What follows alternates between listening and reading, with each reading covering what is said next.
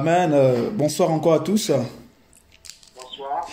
Voilà, je suis le prophète Stanley Mariska de l'église du CEPAN, le centre prophétique apostolique des nations de Nantes. Voilà, je suis très honoré de pouvoir prendre la parole, doublement honoré, premièrement pour la grâce que Dieu m'accorde, de pouvoir partager avec vous une pensée qu'il a déposée dans mon cœur, mais également aussi de se laisser écouter par des hommes de Dieu. Voilà, je ne serai pas très long, en 15 minutes, 15 maxi 20 minutes, j'aimerais partager une pensée que le Seigneur a déposée dans mon cœur et je crois que certainement elle nous fera du bien cette parole. Alléluia. Et pour cela, j'aimerais nous inviter à lire deux portions des Écritures. La première, c'est le livre de Corinthiens, chapitre 13. 1 Corinthiens, chapitre 13, verset 13. 1 Corinthiens, chapitre 13, verset 13. Et nous lirons plus tard aussi Jean 13, versets 34 à 35. Je vais lire 1 Corinthiens chapitre 13, verset 13. C'est un passage que nous connaissons tous. La Bible déclare ceci. Maintenant, ces trois choses demeurent: la foi, l'espérance et l'amour. Mais la plus grande des trois, c'est l'amour. Je suis dans la version français courant. Je reprends. Maintenant, ces trois choses demeurent: la foi, l'espérance et l'amour. Mais la plus grande de ces choses, c'est l'amour. Jean chapitre 13, du verset 34 à 35. La Bible dira ceci. Je vous donne un commandement nouveau. Aimez-vous les uns les autres. Comme je vous ai aimé, vous aussi aimez-vous les uns les autres.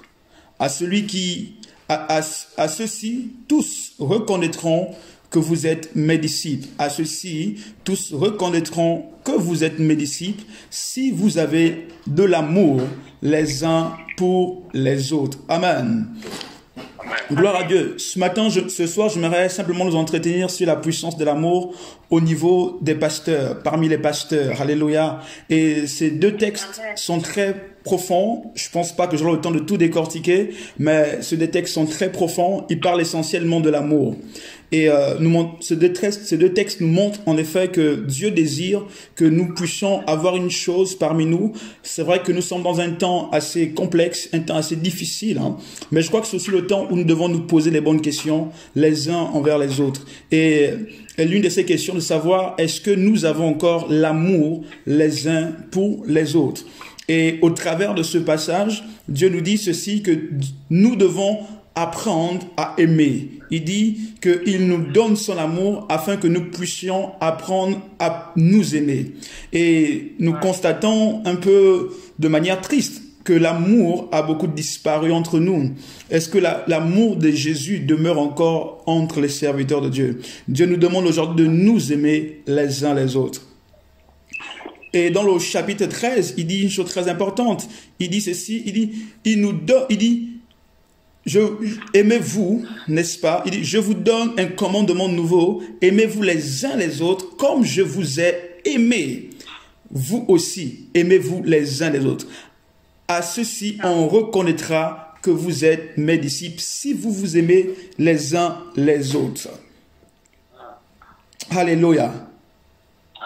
Le Seigneur nous interpelle ici à pouvoir nous aimer. Il dit effectivement que si nous aimons les uns les autres, assurément le monde reconnaîtra que nous sommes des disciples de Dieu. En d'autres termes, l'amour que nous manifestons envers les uns et envers les autres est un élément important, est un élément tangible qui permet aux hommes d'identifier que nous appartenons à Jésus. En d'autres termes, si nous appartenons au Seigneur, nous devons apprendre à nous aimer. On reconnaît les vrais disciples de Christ dans leur capacité à pouvoir s'aimer. Et dans les temps dans lesquels nous sommes, je crois que c'est les temps aussi où le Seigneur désire que, en tant qu'homme de Dieu, en tant que pasteur, en tant que conducteur, n'est-ce pas, en tant que serviteur de Dieu, que l'amour revienne parmi nous, que le véritable amour revienne parmi nous, que le véritable amour soit présent, que le véritable amour, n'est-ce pas, prenne la place qui lui est due. Alléluia. Et c'est pourquoi il dit aimer. Et ce qui m'attire encore dans ce passage, il dit aimez comme moi. Il dit, aimez-vous les uns les autres comme moi je vous ai aimé. En fait, ce que le Seigneur essaie de nous faire comprendre ici, il nous demande de nous aimer pas dans la dimension des hommes, pas comme les hommes aiment, mais il demande, nous en tant que serviteurs de Dieu, de pouvoir nous aimer comme lui. Il nous aime. Comme lui, il nous a aimés. En d'autres termes, il dit simplement que nous devons apprendre à aimer comme Jésus. Alléluia. Nous devons apprendre à aimer comme Dieu. Nous devons apprendre à aimer comme lui, il nous a aimés. Pourquoi? Parce qu'il sait qu'en fait, les hommes, l'amour des hommes est parfois basé sur des intérêts peut-être pécuniaires, des intérêts, n'est-ce pas, matériels, etc., etc. Mais l'amour du Seigneur n'est point basé sur des intérêts. L'amour du Seigneur n'est point basé, n'est-ce pas, sur des intérêts quelconques. Mais l'amour du Seigneur est un amour vrai. Et ce que Dieu nous demande, dans les temps dans lesquels nous sommes, nous devons revenir au véritable amour. Et c'est pourquoi Dieu dit, aimez-vous comme je vous ai aimé. Aimez-vous comme je vous ai aimé. Parce que l'amour du Seigneur voit au-delà des choses. L'amour du Seigneur voit au-delà des circonstances. L'amour du Seigneur est tellement puissant et tellement fort. Et Dieu désire que pour nous qui sommes les serviteurs de Dieu, nous puissions nous aimer d'un amour véritable. Mais en fait, la question de savoir c'est quoi vraiment aimer. Mais aimer, il y a plusieurs définitions qu'on peut donner au mot aimer. C'est tellement grand. Je sais que chacun d'entre nous pourrait apporter une définition. Mais j'aimerais simplement dire que aimer, c'est simplement soutenir son frère. Soutenir son frère pasteur qui traverse un temps soit peu dans un temps de difficulté, un temps de tempête, un temps de persécution. Est-ce qu'aujourd'hui, lorsqu'on voit notre frère X, notre frère Paul, notre frère Jacques traverser des temps de tempête, est-ce que nous sommes de ceux-là qui allons afin de lui apporter un soutien moral, un soutien spirituel, ou sommes-nous de ceux-là qui l'enfonçons encore dans le trou dans lequel il est tombé? Que ferait Jésus lorsqu'il verrait un de ses disciples être en train de être tombé, être faible? Que ferait le Seigneur en ces temps-là? Serait-il en train d'écraser davantage ou serait-il en train de pouvoir relever son fils et sa fille? Et donc Dieu nous dit, aimer, c'est pouvoir soutenir son frère, c'est pouvoir l'aider dans les temps de difficulté, dans les temps difficiles. Aimer aussi, c'est parfois aussi appeler son frère. Combien d'entre nous nous appelons aujourd'hui? Combien d'entre nous nous prenons des nouvelles, savoir comment l'Église avance, comment les choses se passent de son côté, quelles sont les situations dont il fait face, quelles sont les difficultés dont il fait face. Aimer également, c'est aussi prier les uns pour les autres. Car tu ne peux pas aimer sans prier pour ton frère. Celui qui aime son frère aime aussi prier pour lui. Et Dieu m'interpellait vraiment cette semaine. Il me disait, mais combien de fois pries-tu pour ton frère? Combien de fois pries-tu pour ton frère, ta soeur pasteur, ton frère pasteur?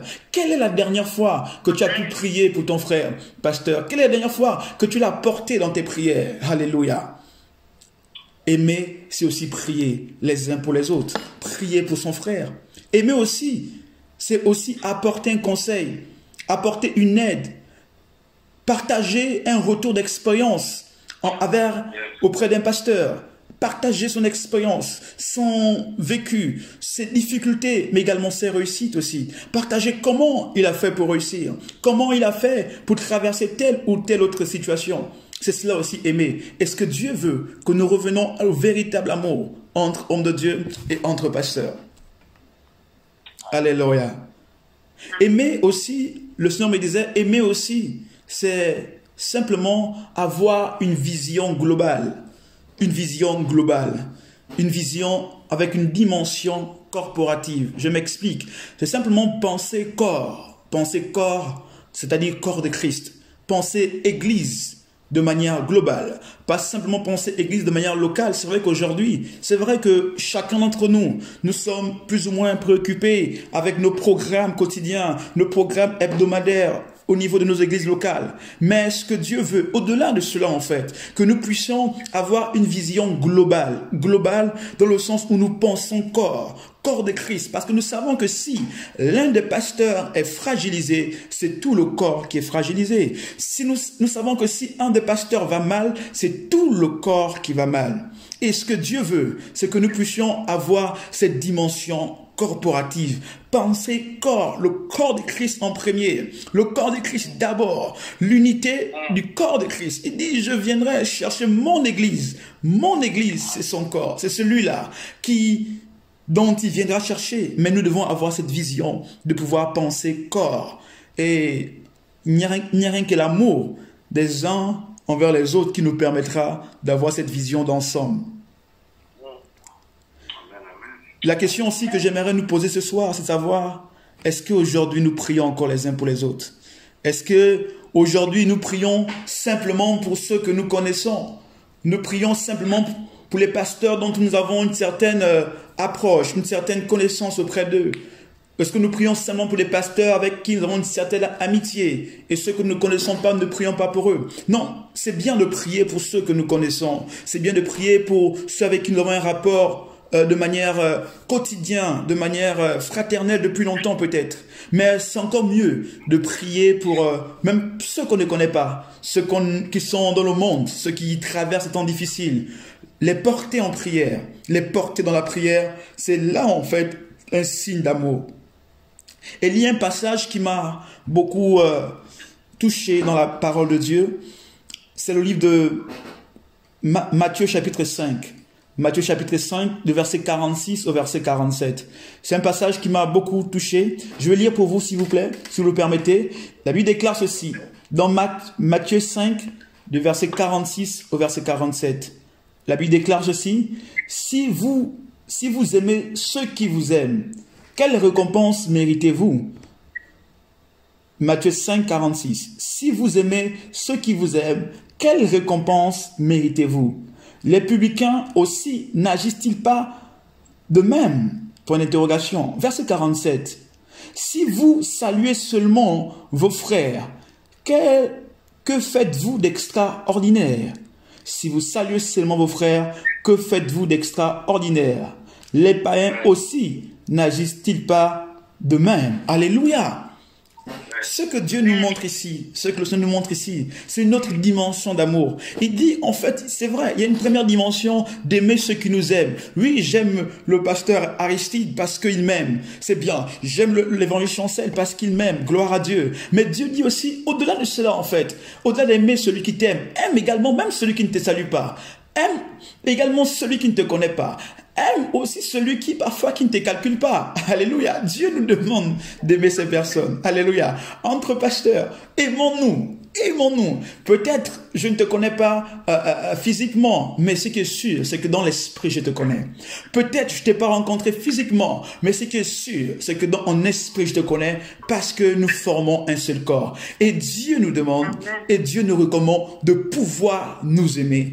Et ce que Dieu me montrait encore cet après-midi, pendant que je priais pour ce message, il me disait que l'Église arrivera dans une dimension de puissance lorsque des hommes de Dieu vont ramener l'amour au centre, l'amour entre eux, l'amour entre eux. Il me disait qu'en fait, il montrait cette image, l'amour qui va découler en fait des hommes de Dieu entre eux, à savoir la tête, va se répandre au milieu, n'est-ce pas? Va se répandre au milieu même des disciples, au milieu même des fidèles. Mais ça va d'abord commencer entre les leaders, entre les pasteurs. Quand cet amour sera fort, cet amour va découler même au niveau des fidèles. À tel point que lorsque l'amour-là va prendre de manière glorieuse, assurément l'église de Christ va rentrer dans une dimension extraordinaire, va rentrer dans une dimension puissante. Quand l'amour viendra, c'est vrai, l'amour, je ne dis pas que l'amour n'est pas là entre nous,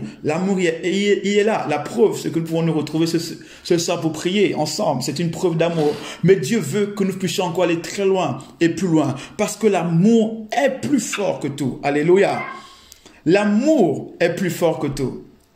L'amour est plus fort que tout. Pourquoi nous devons nous aimer? Vraiment parce que l'amour est plus fort que tout. L'amour est plus fort que tout. Il y a une chose que le diable n'a pas, c'est l'amour. Il y a une chose que le diable n'a pas, c'est l'amour. Il y a une chose que les sorciers n'ont pas, c'est l'amour. Alléluia. Parce que celui qui aime vient de Dieu. Celui qui aime vient de Dieu. Celui qui aime est tiré de Dieu. Celui qui aime, n'est-ce pas, est tiré de Dieu.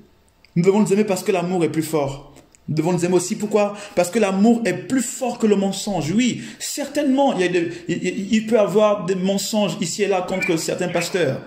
Mais l'amour que nous devons avoir les uns pour les autres sera au-dessus des mensonges, sera au-dessus de ce qui a été dit, sera au-dessus des choses fausses, sera au-dessus des faux procès faits contre les hommes de Dieu, parce que l'amour sera toujours entre nous. Alléluia. Troisièmement, l'amour est plus fort que les blessures et les déceptions du passé. L'amour est plus fort que les blessures et les déceptions du passé. Dans ce chemin-là, dans lequel nous sommes lancés, dans cet appel dont nous avons répondu, il y aura des blessures. Il y a eu des blessures, il y a eu des déceptions, il y en aura encore des blessures, il y en aura encore des déceptions. Mais ce qui nous permettra de nous maintenir et de garder le cap, c'est l'amour que nous aurons les uns pour les autres. L'amour que nous aurons les uns pour les autres. L'amour nous rendra aussi forts entre hommes de Dieu. L'amour nous rendra aussi forts entre hommes de Dieu. L'amour nous rendra aussi forts entre hommes de Dieu. C'est l'amour-là qui nous rendra forts entre nous. Une armée qui est solidifiée par l'amour est une armée invincible. Une armée qui est solidifiée par l'amour est une armée invincible. Le diable ne peut pas attaquer un corps qui s'aime, ne peut pas attaquer des hommes et des femmes qui s'aiment. Tout à l'heure, le pasteur ici parle de la dimension de la famille. Effectivement, une famille qui est enracinée dans l'amour est une famille dont le diable ne peut pas détruire. Les familles sont détruites pourquoi aujourd'hui? Parce qu'il manque d'amour. Mais une famille qui est maintenue dans l'amour, une famille qui préserve le lien de l'amour, aucun esprit, aucun démon, aucune puissance ne peut l'atteindre. Aucun démon ne peut détruire. Et c'est pourquoi le Seigneur veut que nous revenions à l'amour. Je termine simplement en disant ceci, que c'est par l'amour que nous reconnaîtrons que nous sommes appelés de Jésus-Christ. Jésus a dit, c'est quand vous allez vous aimer qu'on reconnaîtra que vous êtes mes disciples. Donc Seigneur, si nous ne nous aimons pas, donc nous ne sommes pas tes disciples, oui, il faut vous aimer pour qu'on reconnaisse que vous êtes mes disciples. Et il dit, aimez-vous, pas comme le monde aime, mais aimez comme moi j'aime. Pourquoi? Je termine, homme de Dieu. Pourquoi? Parce que l'amour, parce que Jésus aime différemment. Je disais tout à l'heure au préalable que les hommes aiment avec intérêt, mais Jésus voit au-delà de cela. Jésus n'aime pas, écoutez, parfois les hommes, nous aimons parfois les gens à cause des œuvres qu'ils produisent. C'est-à-dire, je vais m'expliquer simplement. C'est-à-dire, si le pasteur Jean produit une œuvre bonne, nous allons forcément l'aimer. Parce que l'œuvre qu'il aurait posée, effectivement, apportera en effet, attirera l'amour, n'est-ce pas, envers lui. Mais Dieu ne voit pas ainsi. Dieu, pour nous aimer, ne regarde pas d'abord nos œuvres. Oh, alléluia. Dieu, pour nous aimer, ne regarde pas d'abord nos œuvres. Dieu nous aime dès le commencement. La Bible déclare que l'amour de Dieu ne consiste pas en ce que nous l'avons aimé, mais en ce que lui, il nous a d'abord aimé le premier. Ça veut dire, même avant que nous ne puissions poser une belle œuvre, une bonne œuvre, l'amour de Dieu était déjà là. Ça veut dire que Dieu, pour nous aimer, n'a pas d'abord besoin que nous puissions poser des bonnes œuvres. Ce sont les hommes qui veulent d'abord que nous posons des bonnes œuvres ou des bons actes pour nous aimer. Mais Dieu n'a pas d'abord besoin de cela. Certes, Dieu veut que nous puissions poser des bons actes. Mais Dieu n'attend pas d'abord que nous puissions poser des bons actes pour nous aimer. Dieu nous aime dès le commencement. Alléluia. C'est pourquoi, lorsque Dieu regarde l'apôtre Paul, Saul de Tarse, les hommes voyaient en Saul de Tarse le persécuteur. Mais quand Dieu voit Saul de Tarse, il voit l'apôtre Paul. Il voit celui qui deviendra, n'est-ce pas, un disciple demain. Il voit celui qui deviendra un homme qui pourra propager son évangile dans le monde entier. C'est là l'amour de Dieu. Parce que l'amour de Dieu voit très loin. L'amour de Dieu voit au-delà de l'instant présent. L'amour de Dieu voit le futur. L'amour de Dieu ne voit pas simplement le présent actuel. Mais l'amour de Dieu voit dans 2 ans, dans 3 ans, dans 4 ans. Voit dans ce que tu deviendras dans 5 ans. En fait, je suis en train de dire simplement que l'amour de Dieu voit le faible. Quand il regarde le faible, il voit le fort. Quand il regarde le faible d'aujourd'hui, il voit le fort de demain. C'est cela l'amour de Dieu. Et Dieu veut que nous puissions nous aimer. Quand tu vois ton frère, même s'il est faible dans un domaine, aime ce frère, car ton amour lui permettra d'être fort demain. Ton amour lui permettra d'être fort demain. Voici en quelques mots les paroles que Dieu a déposées dans mon cœur, que j'ai voulu partager avec vous sur la puissance de l'amour. Et je crois que Dieu nous appelle et nous encourage à pouvoir nous aimer. Et c'est en ayant l'amour que nous allons triompher devant l'adversité. Au nom de Jésus. Que Dieu bénisse sa parole. Merci beaucoup. Amen.